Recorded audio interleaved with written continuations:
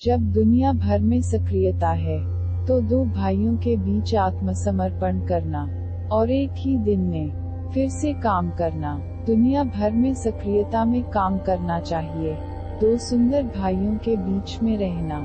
सांसों को भूल जाना। एक सांस आई है, वापस लौटने से पहले, बाहर निकलने से पहले अंतराल है। अंतराल है, एक सांस बाहर चली गई है, इससे पहले कि यह फिर से लिया जाता है।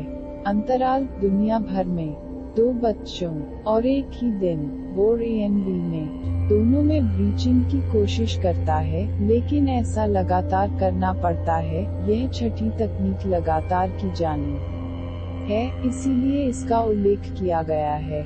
जब आप दुनिया भर में काम कर रहे हैं, जो भी आप कर रहे हैं, दो सांसों के बीच की खाई में अपना ध्यान रखें, लेकिन गतिविधि में इसका अभ्यास किया जाना चाहिए। हमने एक ऐसी तकनीक पर चर्चा की है जो कि समान है, अब केवल यह अंतर है कि सांसारिक गतिविधियों में इसका अभ्यास किया जाना है, अलगाव में इसका अभ्यास न करें। यह अभ्यास तब किया जाना चाहिए जब आप कुछ और कर रहे हों। आप खा रहे हैं, खाने पर जाएं और अंतराल का ध्यान रखें। आप चल रहे हैं, पैदल चलें और अंतराल का ध्यान रखें। आप सोने जा रहे हैं, लेट जाओ, नींद आने दो, लेकिन तुम अंतर के प्रति सचेत रहो। गतिविधि में क्यों?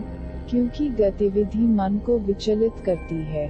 गतिविधि आपके ध्यान को बार बार बुलाती है। विचलित न हो। अंतराल पर तय करें और गतिविधि को रोके नहीं। गतिविधि को जारी रहने दें। आपके पास अस्तित्व की दो परतें होंगी, करना और होना। हमारे पास अस्तित्व की दो परतें हैं, करने की दुनिया और होने की दुनिया। परिधि और केंद्र। परिधि पर काम करना, इसे रोको मत, लेकिन केंद्र पर भी चौकस होकर काम करें। क्या होगा? आपकी गतिविधि एक अभिनय बन जाएगी, जैसे कि आप एक भूमिका निभा रहे हैं। आप एक भूमिका निभा रहे हैं। उदाहरण के लिए, एक नाटक में आप राम बन गए हैं या आप क्राइस्ट बन गए हैं। आप मसीह के रूप में या राम के रूप में अभिनय करते हैं, और फिर भी आप स्वयं बने रहते हैं। केंद्र में आप जानते हैं कि आप कौन हैं।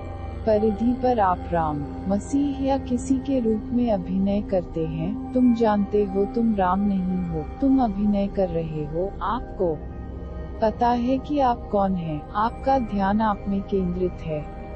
आपकी गतिविधि परिधि पर जारी रहती है। यदि इस पद्धति का अभ्यास किया जाता है, तो आपका पूरा जीवन एक लंबा नाटक बन जाएगा। आप भूमिका निभाने वाले अभिनेता होंगे, लेकिन लगातार अंतराल में केंद्रित रहेंगे।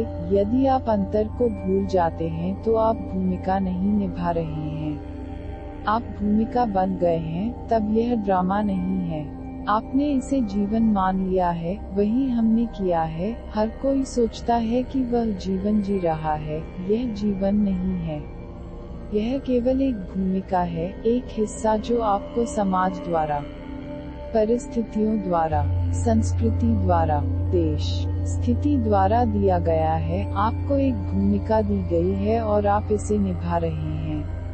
आप इसके साथ पहचाने जाते हैं। उस पहचान को तोड़ने के लिए यह तकनीक है। कृष्ण के कई नाम हैं। कृष्णा सबसे महान अभिनेताओं में से एक है। वह लगातार अपने आप में केंद्रित है और खेल रहा है, कई भूमिकाएं निभा रहा है, कई खेल, लेकिन बिल्कुल गैर गंभीर। पहचान से गंभीरता आती है। यदि आप नाटक में वास्तव में राम बन जाते हैं, तो समस्याएं होना तय है। वे समस्याएं आपकी गंभीरता से सामने आएंगी। जब सीता चोरी हो जाती है, तो आपको दिल का दौरा पड़ सकता है और पूरे खेल को रोकना होगा।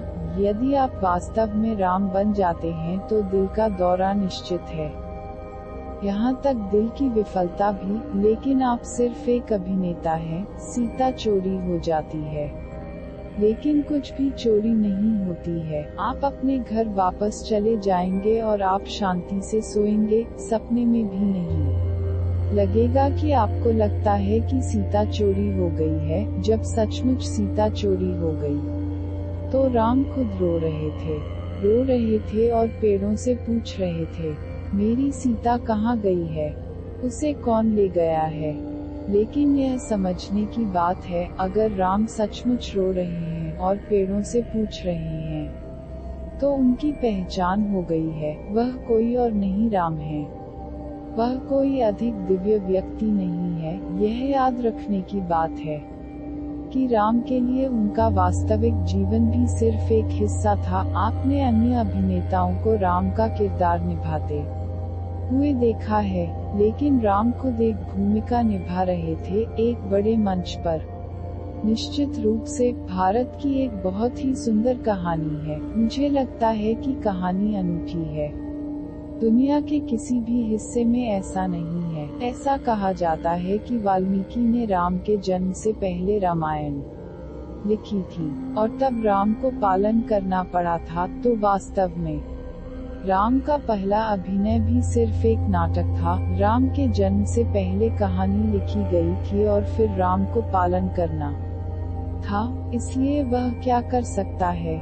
जब वाल्मीकि जैसा आदमी कहानी लिखता है, तो राम को उसका अनुसरण करना पड़ता है। तो सब कुछ एक तरह से तय हो गया। सीता को चुराया जाना था और युद्ध लड़ा जाना था। अगर आप इसे समझ सकते हैं, तो आप भाग्य के सिद्धांत को समझ सकते हैं। भाग्य इसका बहुत गहरा अर्थ है, और अर्थ यह है, अगर तुम यह लेते हो कि सब कुछ तुम्हारे लिए तय है, तुम्हारा जीवन एक नाटक बन जाता है। यदि आप नाटक में राम की भूमिका निभा रहे हैं, तो आप इसे बदल नहीं सकते हैं। सब कुछ तय है, यहाँ तक आपका संवाद भी। यदि आप सीता से कुछ कहते हैं, तो यह केवल कुछ को दोहराता है जो निश्चित है। आप इसे बदल नहीं सकते हैं। यदि जीवन को निश्चित रूप से लिया जाता है, उदाहरण के लिए आप किसी विशेष दिन मरने जा रहे हैं, यह तय है। जब आप मर रहे होंगे तो आप रो रहे होंगे, लेकिन यह तय है। और इस तरह के व्यक्ति आपके आसपास होंगे, यह तय है। अगर सब कुछ तय हो जाए तो सब कुछ ड्रामा बन जाता है। यदि सब कुछ तय हो गया है, तो इसका मतलब है कि आप इसे लागू करने के लिए हैं। आपको इसे जीने के लिए नहीं कहा जाता है, आपको बस इसे लागू करने के लिए कहा जाता है। यह तकनीक छठी तकनीक है, बस अपने आप को एक मनोरोगी बनाने के लिए। बस एक नाटक। आप दो सांसों और जीवन की गति के बीच की परिधि पर केंद्रित हैं। यदि आपका ध्यान केंद्र में है, तो आपका ध्यान वास्तव में परिधि पर नहीं है, यह सिर्फ उप ध्यान है। यह सिर्फ आपके ध्यान के पास कहीं होता है। आप इसे महसूस कर सकते हैं, आप इसे जान सकते हैं, लेकिन यह महत्वपूर्ण नहीं है। यह ऐसा है जैसे यह आपके साथ नहीं हो रहा है। मैं इसे दोहराऊंगा। यदि आप इस छठी तकनीक का अभ्यास करते हैं, तो आपका पूरा जीवन ऐसा होगा जैसे कि यह आपके साथ नहीं हो रहा है, जैसे कि यह किसी और के साथ हो रहा है।